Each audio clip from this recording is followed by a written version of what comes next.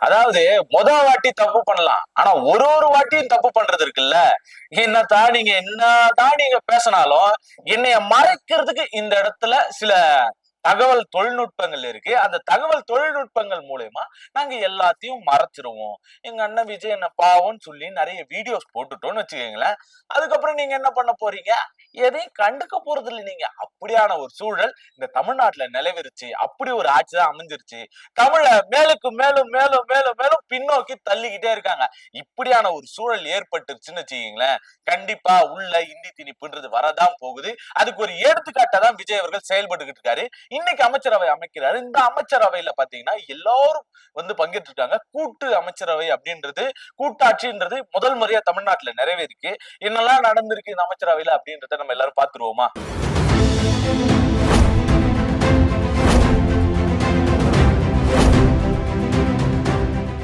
வணக்கம் அன்பு நண்பர்களே, தமிழ் சொந்தங்களே. இப்படின்னு நம்ம சொல்றதுக்கு இடமே இல்லாத மாதிரிதான் இந்த சபை அமைஞ்சிருக்கு. அந்த அமைச்சரவை விரிவாக்கம் அப்படின்றது முழுக்க விஜய் அவர்களால வஞ்சிக்கப்பட்டிருக்கு. தமிழ் மிகவும் வஞ்சிக்கப்பட்டிருக்கு அப்படின்னு சொல்லலாம். அதுக்கேத்த மாதிரிதான் ஒவ்வொரு வாட்டியும் நடந்துகிட்டு இருக்கு. சரி, பதவி ஏற்புல அவங்க பிளான் பண்ணதுப்பா, திடீர்னு நம்மளால எதுவும் பேச முடியாது. அதனால அந்த இடத்துல அப்படி நடந்துருச்சு. கிழிச்சு போட்டுன்னு ஒருத்தருக்கு இன்னைக்கு பள்ளி கல்வித்துறை அமைச்சரா உட்கார்ந்து இருக்காருல்ல, அவர் சொன்னாரு, நான் போய் கிழிச்சு போட்டு புதுசு எடுத்துட்டு வந்து கொடுத்தேன். அதை மீறி அவங்க பண்ணாங்க. இது நடக்கவே கூடாதுன்னு பேசுனது மாண்புமிகு அமைச்சர் ஆதவர்ஜுனா அவர்கள் அப்படின்னு பேசுறேன். நீங்க இப்ப என்ன பண்ணுகிறீங்க? வாயை எடுத்துன்னு போய் எங்க வச்சிருக்கிறீங்க? வாயில என்ன பிகில் வச்சு ஊதினீங்களான்னு மக்கள் மத்தியில எல்லார் மத்தியிலும் கேள்வி ஏற்படுற விதமா தான் இன்னைக்கான அமைச்சரவை விரிவாக்கத்தோடைய அந்த கூட்ட நிகழ்ச்சி நிரல் வந்து நடந்திருக்கு. அப்ப எப்படி வந்தே மாதரத்துக்கு முன்னுரிமை கொடுத்தாங்களோ, அதுக்கப்புறம் ஜனகண மனகதி தேசிய கீதம் பாடப்பட்டதோ, அதுக்கப்புறம் எப்படி தமிழ் தாய் வாழ்த்து பாடப்பட்டதோ, நீராறும் கடலுடன் பாடப்பட்டதோ, அப்ப ஃபாலோ பண்ணப்ப ஏதோ தெரியாம நடந்துருச்சுப்பா முதல் முறைன்னு சொல்லலாம். அதுக்கு அடுத்து தொடர்ந்து இப்படிதான் நடந்துகிட்டு இருக்கு. இனிமே இப்படி நடக்காதுன்னு உறுதி கொடுத்தாருல்ல எங்க அமைச்சர் ஆதவர்ஜுனா, எங்க இப்படி நடக்காதுன்னு சொன்ன உறுதி கொடுத்த அமைச்சர் பள்ளி கல்வித்துறை அமைச்சர் ராஜ்மோகன் அவர்கள் எங்க போனீங்க? இப்ப என்ன பண்ணிட்டு இருக்கீங்க? எங்கேயாச்சும் பிகில் ஊதின்னு உட்காந்துக்கிறீங்களா? சரி, அவங்கள கூட மன்னிச்சிடலாம்ப்பா. அந்த அவையிலேயே உட்கார்ந்துகிட்டு இருக்கக்கூடிய இந்திய கம்யூனிஸ்ட் கட்சியோடைய பொதுச் செயலாளரா இருக்கட்டும், மாநில செயலாளரா இருக்கட்டும், இல்ல விசிகாவுடைய செயலாளராக இருக்கட்டும், தலைவரா இருக்கட்டும், ஐயா திருமாவளவன் அவர்களா இருக்கட்டும், இவங்க ரெண்டு பேருமே என்ன பண்ணிட்டு இருக்காங்க? அந்த இடத்துல எதிர்த்து கேட்க வேண்டாமா? இவங்க அந்த இடத்துல அந்த சூழல் அமையாது. ஏன்னா இவங்க ஒரு கட்டி போட்ட பொம்மை. அப்படியான ஒரு மூலையில தான் அவங்க இருந்துகிட்டு இருக்காங்க. சட்டசபையில ஒருத்தர் வீட்டுக்கு போய் ட்வீட் போடுறாரு, அது எல்லாத்தையும் நம்ம பேசுறோம். நீங்க ரெண்டு பேரும் என்ன பண்ணிட்டு இருக்கீங்க அந்த இடத்துல? அந்த அவையில இருந்து உடனே வெளியேறி இருக்க வேணாமா? தமிழ் தாய் வாழ்த்து பின்னுக்கு தள்ளுதுன்னு சொல்லி இதுக்கு எதிர்த்து தானே நீங்க ரெண்டு பேரும் இதுக்கு முன்னாடி கருத்துக்களை போட்டீங்க. அந்த கருத்துக்களை வெளியீடு நடந்துச்சு இல்லையா? அந்த இதுக்கு முன்னாடி நடந்த அந்த முதலமைச்சர் பதவியேற்பு விழாலேயே வந்து பாத்தீங்கன்னா சண்முகம் அவர்கள் அங்க பங்கேற்றிருக்காரு. அவருமா அந்த இடத்துல மௌனம் காத்தாரு. அதுக்கப்புறம் வெளியே வந்து கருத்துக்களை சொல்றது. அதே மாதிரி இந்த அவையிலும் நடக்குது. திரும்ப திரும்ப இது நடக்குதுன்றப்ப அதை கண் கூட நம்ம பார்த்துட்டு அமைதியா உட்கார்ந்துகிட்டு இருக்குமே, எந்த வகையில இது நியாயமா இருக்கும்? எப்படி உங்களுக்கு அடுக்குது? திரும்ப திரும்ப திரும்ப ஒரு விஷயம் நடந்துகிட்டே இருக்கு. தமிழ பின்னுக்கு தள்ளிக்கிட்டே இருக்காங்க. அமைச்சரவையில இவங்களுக்கு கூட்டாட்சி முறையில கிட்டத்தட்ட ஒரு 56 வருஷம் கழிச்சு பாத்தீங்கன்னா காங்கிரஸ் வந்து உள்ள வருது, அமைச்சரவைக்குள்ள வருது. அந்த அமைச்சரவைக்குள்ள காங்கிரஸ் 56 வருஷம் கழிச்சு உள்ள வர்றதுக்கான காரணம், அப்ப இத்தனை நாள் அவங்களை உள்ளே விடாம இருந்ததுக்கான காரணம், அதுக்கு முன்னாடி காங்கிரஸ் செஞ்ச துரோகங்கள், இந்தியா செஞ்ச துரோகம்னே நம்ம அதை சொல்லலாம். தமிழ் ஈழ படுகொலையை பத்தி, புள்ளிவாய்க்கால் தாக்குதலை பத்தி நம்ம எவ்வளவு பேசுறோம். பாதுகாக்கப்பட்ட இடமா இருந்த ஒரு இடம், அந்த இடத்துல ஒரு 18 நாடுகள் சேர்ந்து ஒரு தலைவனை கொல்றதுக்காக ஒரு பிளான் பண்றாங்க. அதுல வந்து பாத்தீங்கன்னா அப்பாவி மக்கள் இறக்குறாங்க. 2 நாட்டுக்கான போர் நடக்குது. உள்ள இருக்கக்கூடிய ரெண்டு இனத்துக்கான போர் நடக்குது. அந்த போர்ல வந்து அப்பாவி மக்கள் படுகாயம் அடைகிறாங்க, அப்பாவி மக்கள் இறக்குறாங்க அப்படின்னு சொல்லிட்டு ஒரு தனி இடத்தை கொடுத்து அங்க என்ன பண்றாங்கன்னா அங்க தாக்குதல்கள் நடக்காது, பாதுகாக்கப்பட்ட இடம் அப்படி ஒதுக்கி 2 லட்சத்துக்கும் கிட்டத்தட்ட 2 லட்சம் உயிர்களை பறிச்சதுதான் இந்த 18 நாடுகள் சேர்ந்து நடந்த ஒரு மே 17 நடந்த தாக்குதல், தொடர் தாக்குதல்.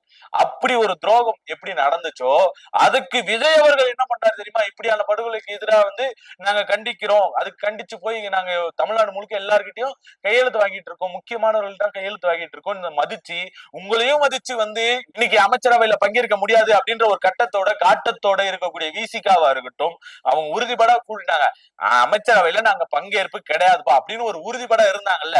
அந்த உறுதி இந்த தமிழ் தாய் வாழ்த்து பின்னுக்கு தள்ளும் போது எங்க போச்சு? அதுக்கான கேள்வி எழுப்புற தளமா நீங்க ஏன் அதை பயன்படுத்தல? அங்கிருந்து நீங்க ஏன் வெளியேறல? நீங்க வெளியேறி இருந்தா அது பெரும் பேசு பொருளா இருக்குமே இந்த இடத்துல. திரும்ப திரும்ப திரும்ப இவங்க இது ஆளுநர் ரெடி பண்ற நிகழ்ச்சி, ஆளுநர் ரெடி பண்ணக்கூடிய ஒரு நிகழ்ச்சி, ஆளுநர் செய்யக்கூடிய ஒரு நிகழ்ச்சி, அதுல இப்படி நடந்துருச்சு, தவறுதலா நடந்துருச்சு, பார்த்துக்கலாம், அதை சரி பண்ணிக்கலாம், இனிமே அப்படி ஒண்ணு நடக்காதுன்னு திரும்ப திரும்ப திரும்ப பேசி இந்த மக்களை திரை பிம்பத்துக்குள்ள விஜயண்ணா பாவம், விஜயண்ணா பாவம்ன்ற ஒரு பிம்பத்துக்குள்ளே இவங்க எல்லாரையும் கட்டமைச்சு நம்ம எல்லாரையும் முட்டாள்தனமாக்குற ஒரு வேலைய இந்த விஜய் அவர்களும் இப்ப அமைச்சிருக்கக்கூடிய விஜய் முதலமைச்சரா இருக்கக்கூடிய மரியாதை கொடுத்தாவணும்பா. மாண்புமிகு முதலமைச்சர் விஜய் அவர்கள் தொடர்ந்து தமிழகத்தின் விஜய் அவர்கள், ஈழத்தை காக்க போற விஜய் அவர்கள், அர்ஜுனான ஒருத்தர் இலங்கையோட எம்பியா இருக்கிறாரு, அவரை பத்தி ஏகப்பட்ட விமர்சனங்கள் இங்க வந்துட்டு இருக்கு. நம்ம அதுக்குள்ள போனா தமிழ் ஈழத்துக்கு வழிகாட்டி இவர்தான் இதுக்கு மேல தமிழ் ஈழத்தை காக்க போறாரு, தமிழை காக்க போறவரு விஜய் அவர்கள் தான், அவர் மேல பெரிய நம்பிக்கை வச்சிருக்கோம்னு சொல்லி வெளியே ஃபுல்லா பிரபகண்டா பண்ணிக்கிட்டு இருக்காரு. தமிழ் ஈழத்துக்கு விஜய் அவர்கள் தான் மாற்றுன்னு எல்லாருமே யோசிக்கிற வைக்கிற லெவலுக்கு அவருடைய பேச்சுகள் எல்லாம் போய் சேர்ந்துகிட்டே இருக்கு. அப்ப இப்படி போய் சேரக்கூடிய ஒரு இடத்துல இருக்கிறவரு இன்னைக்கு முதலமைச்சரா இருக்கக்கூடியவர், அவருக்கு பவர் இருக்கு, அவரால் என்ன வேணாலும் செய்ய முடியும். அப்ப என்ன பண்ணிக்கிட்டு இருக்காரு விஜய் அந்த இடத்துல? அவையில வழக்கம் போது விசில வாயில வச்சுங்கிறாரா அப்படின்னு எல்லாருக்கும் கேட்க தோணுமோ தோணாத? இப்படியான ஒரு கோபம், இப்படியான ஒரு வேகம் எல்லாருக்குள்ளயும் வர வேணாமா? என்ன விஜய் என்ன நீங்க இப்படி பண்ணிட்டீங்களே அப்படின்னு சொல்லி ஒவ்வொருத்தரும் கேட்க வேணாம், ஒவ்வொரு எம்எல்ஏவும் கேட்க வேணாவா, ஒவ்வொரு விஜய் ரசிகரும் கேட்க வேணாவா? செத்து போச்சா? எப்ப அன்னைக்கு ஜல்லிக்கட்டு போராட்டம் எல்லாரும் கூடி நின்னீங்கல்ல, தமிழுக்காக உசுர விட்டவன் இந்த மாநிலம். ஒவ்வொருத்தரும் இந்த மொழிக்காக ஒரு உயிரிழப்பு நடந்திருக்கு அப்படின்னா அது தமிழ்ல மட்டும்தான் இருக்கு. இப்பேற்பட்ட வரலாறு தமிழுக்கு மட்டும்தான் இருக்கு. இந்த வரலாறுகளை தொலைச்சிட்டு என்ன பண்ண போறோம்? திரைமறைவில போய் ஒளிஞ்சுக்க போறோமா?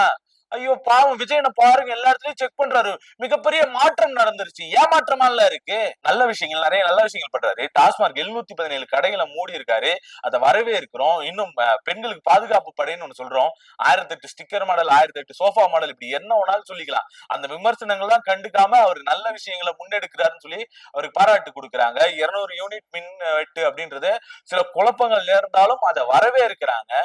இப்படியான வரவேற்புக்குரிய நல்ல விஷயங்களையும் ஒண்ணு நேத்து பாத்தீங்கன்னா இந்த ஜீப் ஆம்புலன்ஸ் அப்படின்னு சொல்லி ஒண்ணு கொண்டு வராங்க. அதை கொண்டு வந்தது அவர் சோதனை பண்றாரு, அவரே ஓட்டி சோதனை பண்றாரு. அது எதுக்காக வேணாலும் அவர் பண்ணலாம், ஆனா சோதனை பண்றது அப்படின்னு ஒரு முறையை கொண்டு வர்றாருல்ல, அது ரொம்ப நல்ல விஷயம் தானே. அது எல்லாத்தையும் நம்ம பாராட்டும்ல, பாராட்டி இதே சேனல்ல நிறைய விஷயங்கள் போட்டிருக்கோம்ல, ஒரு வீடியோஸ் எல்லாம் போட்டிருக்கோம்ல.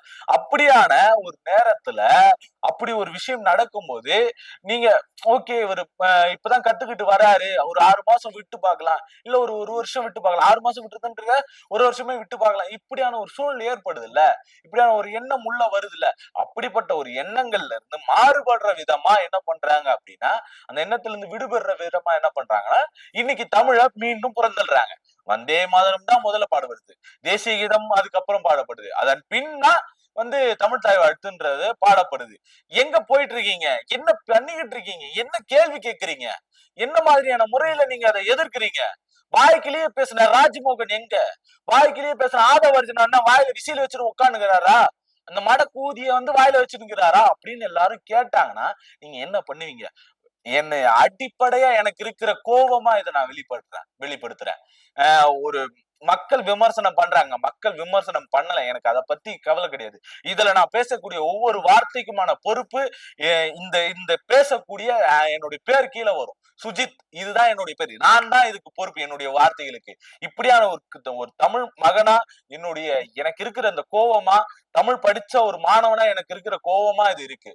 இதுக்கு முன்னாடி பண்ண அரசு இதை பண்ணலையே. அவங்க கேள்வி கேட்டாங்கல்ல, தமிழ்தாய் வாழ்த்து முதல்ல பாடுற உடனே தேசிய கீதம் பாடணும் அப்படின்னு RN ரவி அவர்கள் முன்வச்சப்ப அவர் வெளியே போனா பரவாயில்லைங்க அப்படின்னு நின்னது இல்ல இதுக்கு முன்னாடி இருந்த அரசு. அந்த அரசு மேல ஏகப்பட்ட விமர்சனங்கள் இருக்கு, எனக்கும் அந்த விமர்சனங்கள் இருக்கு. அந்த அரசு மேல இருந்த விமர்சனங்களை நம்ம ஒத்தி வைப்போம். தமிழுக்கு நீங்க என்ன முன்னுரிமை கொடுத்தீங்க? சமீபத்துல ஒருத்தர் இறந்தாரையா ட்ரெயின் முன்னாடி பாஞ்சி, இந்தி திணிப்புன்றத உள்ள கொண்டு வராங்க. நம்ம மாணவர்களுக்கு நம்ம மக்களுக்கு தமிழ் திணிப்பு நம்ம கொண்டு போற சூழலுக்கு மாறிடுமோ அப்படின்ற ஒரு பயம் வருது.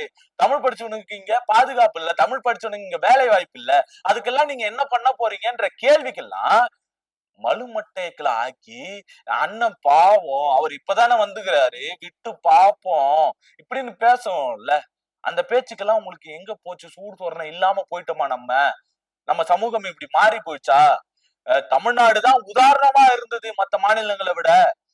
எப்போ அங்க ஒரு கோயில் இடிச்சுட்டு இன்னொரு கோயில் கட்டுறான், அதை மீறி இங்க ஏகப்பட்ட ஒரு மிகப்பெரிய போராட்டங்கள்லாம் நடக்குது, மிகப்பெரிய அவமானங்கள் நடக்குது. பெண்களை ரோட்ல என்ன பண்றாங்கன்னா அபியூஸ் பண்றாங்க. அப்படியே வட மாநிலங்கள்ல அப்படி நடக்குது. அந்த சூழல் எல்லாம் மாத்தி ரோட்ல நிர்வாணமா நடக்குறாங்க. அந்த சூழல் எல்லாம் மாத்தி தமிழ் சமூகம் இதுல அப்படிப்பட்ட இடம் இல்ல, இங்க கேள்வி கேக்குறாங்க, கொஸ்டின் ரைஸ் பண்றாங்க. தப்பான ஒரு ஆள்னா அவனை உடனே தூக்கி போட்டுருவாங்க, மாற்றம் நடந்துருச்சு அப்படின்னு நம்ம பேசுறோம்ல. மொழிக்கு ஒண்ணுன்னா அவங்க மராத்தி அழிஞ்சு போச்சு, குஜராத்தி அழிஞ்சு போச்சு. குஜராத்தோட மொழி என்னன்னா குஜராத்தி, பீகாரோட மொழி அங்க வேற வேற மொழி பிஹாரியா இருந்தது. ஆனா இங்க அப்படி இருக்கான்னு கேட்டீங்கன்னா கிடையாது. இன்னைக்கு இந்தி மட்டும்தான் அங்க இருக்குது. காரணம் இந்தி உள்ள கத்துக்கணும் மும்மொழி கொள்கையை கொண்டு வந்ததுதான். அதை கத்துக்கணும் கொண்டு வந்த இடத்துல இன்னைக்கு அவங்களுடைய அடிப்படை உரிமையான அந்த மொழிகள் அழிக்கப்பட்டது. அதே மாதிரி தமிழ் அழிக்கிறதுக்கான ஒரு வேலையா பின்னாடி கொல்லப்புறமா வந்தவர் தான் விஜய் அவர்கள், மாண்புமிகு முதலமைச்சர் விஜய் அவர்கள். ஜோசப் விஜய் அவர்கள் முதலமைச்சரா ஏத்துக்கிட்டாரு. கோபமா இருக்குல்ல, நமக்கெல்லாம் தோணவே தோணாதா? என்னையா நியாயம்? எல்லாத்துக்கும் மாத்துன்னு தானே வந்தீங்க. இப்ப சட்ட ஒழுங்கு சரியில்லாம போயிட்டு இருக்கு, ஒரு பக்கம் பாலியல் வன்கொடுமைகள் நடக்குது, பெண்கள் மீதான வன்கொடுமைகள் நடந்துகிட்டு தான் இருக்கு. அது எல்லாத்துக்கும் நீங்க வாயை திறக்க மாட்டீங்க, எனக்கு தெரியும். கண்டிப்பா இது நடக்கதான் போது, இது எல்லாத்துக்கும் எல்லாரும் பேசதான் போறாங்கன்னு. நான் இது வரைக்கும் அதை குறித்து எந்த இடத்துலயும் பேசல. அது நடக்கும், அவருக்கு சிரமம் வரும், அது எல்லாத்தையும் சரி பண்ண கொஞ்சம் நாள் எடுக்கும்.